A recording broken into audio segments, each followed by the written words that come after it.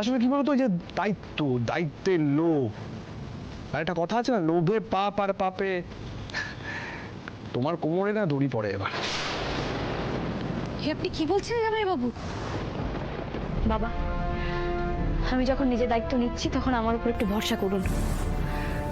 তবে আপনি যখন আজকে আমাকে লোভী বলেই দিলেন, আপনার কাছে আমার একটা অনুরোধ আছে। আমি যদি চোর ধরে এনে দিতে পারি তাহলে কিন্তু আপনাকে আমায় কিছু দিতে হবে। আমার চেয়ে বড্ড লোভ। এরপরেও তুমি কথা বলছো? হ্যাঁ বলছি, চোর আমি ধরে এনে দেবো, কিন্তু ওই হার আপনাকে নিজের হাতে মায়ের গলায় পরিয়ে দিতে হবে। আনন্দী, কি দরকার এই বাড়াবাড়িটা করার? বাড়াবাড়ি তো করতেই হতো স্যার, কারণ যে ঘটনাটা ঘটেছে সেটাও যথেষ্ট বাড়াবাড়ি হয়েছে। আপনি বলুন না স্যার, আপনি তো দেখলেন, সকালেও দেখলেন যে হারটা আলমারিতেই ছিল। তার মানে ভেবে দেখুন, এই কম সময়ের মধ্যে কেউ আমাদের ঘরে ঢুকে আলমারির লক খুলে হারটাকে বের করে আবার আলমারিতে লক করে চলেও এলো। অসাধারণ! এই বুদ্ধিমান চোরকে তো আমাকে ধরতেই হবে স্যার। আর এই চোর ধরাটা আমার শুধু হারের জন্য নয়, এই ধেড়ে ইঁদুরকে তো আমাকে খুঁজে বের করতেই হবে। সেটাই বাড়ির জন্যই খুঁজে বের করতে হবে, নাহলে তো ইঁদুর বাড়ির ভিতটাই নড়িয়ে দিয়ে যাবে। কথা দিয়ে বাজিমাত করতে পারবে না তুমি। হার আমার চাই আনন্দী। হ্যাঁ বাবা, আর ইঁদুর ধরার কল আমি নিজেই এই বাড়িতে বসাবো। প্রহ্লাদ দা, দিয়া দিদি, তোমরা যে যেখানে আছো এক্ষুনি সমস্ত বাড়ির দরজা জানলা সব বন্ধ করো। এই বাড়ি থেকে যেন একটা মাছিও না গলে বেরোতে পারে। আমি তো বুঝতে পারিনি না যে এক বাড়িতে থাকলেই সেই বাড়ির ছেলে হয়ে ওঠা হয় না।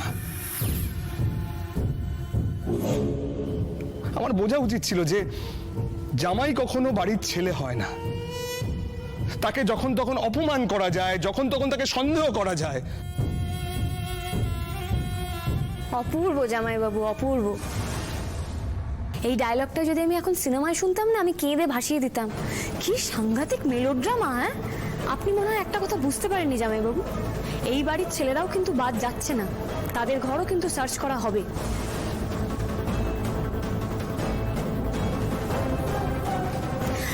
আর কাকিমণি, কি হলো? না না, হয়নি, হতে পারতো। মানে আমি আর ঠাম্মি যেটা দেখেছি সেটা যদি এ বাড়িতে সবাইকে জানিয়ে দিই তাহলে কি হবে সেটা বুঝতে পারছেন তো? মানে সময় মতো না পৌঁছলে কি হয়ে যেত বলুন তো?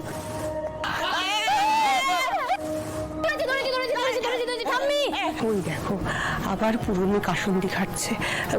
যাও না বাবা, খোঁজো না। আমি তো এইসব চুরি চামারির মধ্যে নেই না।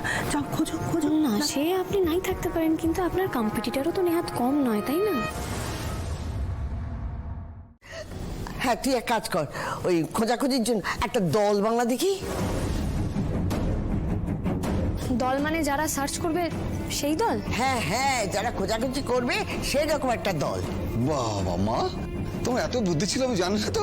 পুরো একটা সার্চ কমিটি তৈরি করে ফেললে। বাবা, আমি চোর বোঝার আগে আমার যতটুকু বুদ্ধি আছে সেটা তুই নিজের মুখে স্বীকার করলি, এটাই বড় শান্তি পেলাম। যাকে যাক, ও নাচবো, আমি না নাচবো না। বড় বৌমা, আমি বলি কি, তুমি থাকবে, বড় কাকা থাকবে, আর আমি থাকবো, বুঝতে পেরেছো? আর যখন সবার ঘরে হার খোঁজা হবে তখন আমাদের সাথে দাদু ভাই থাকবে। দিদি ভাই থাকবে না, কারণ তোমরা তো সকলে মিলে ওকে সন্দেহ করছো না, সুতরাং ওই দাঁড়িয়েই থাকবে। ওই খোঁজাখুঁজির সময় ও হাত লাগাবে না। কি, রাজি তো? আমার যথেষ্ট লজিক্যাল লাগছে। বাকিরা বলো। না না, বাকি আর কেউ কিচ্ছু নেই। আমি যখন বলেছি খুঁজতে হবে তখন খোঁজা হবে। বেশ, তো আমরা এখানে অপেক্ষা করছি কেন? চলুন আমরা সবাই যাই। হ্যাঁ চলুন, সবার ঘর সার্চ হোক, আমিও যাবো। না না না না, তুমি তো এবারই জামাই, তোমাকে এসবের মধ্যে থাকতে হবে না। তবে হ্যাঁ, ওই তোমার ঘরটা যখন খোঁজা হবে আমি তখন তোমাকে ডেকে নেব, ঠিক আছে?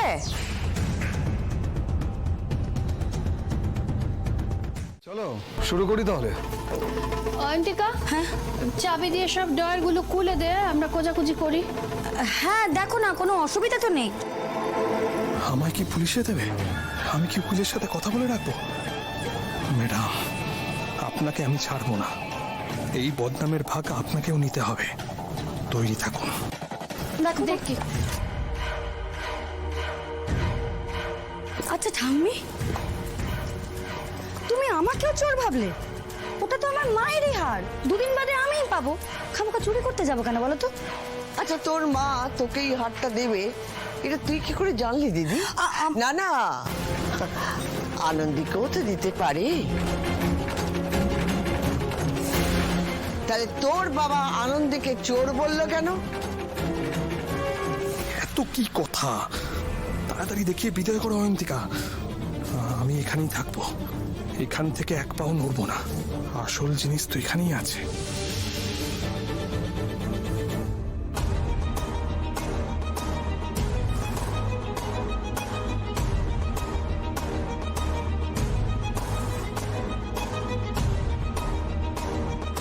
আমার মেয়ের ঘরেও নেই, আমি জানতাম ওর ঘরে থাকবে না। বেশ, যখন নেই তাহলে চলো।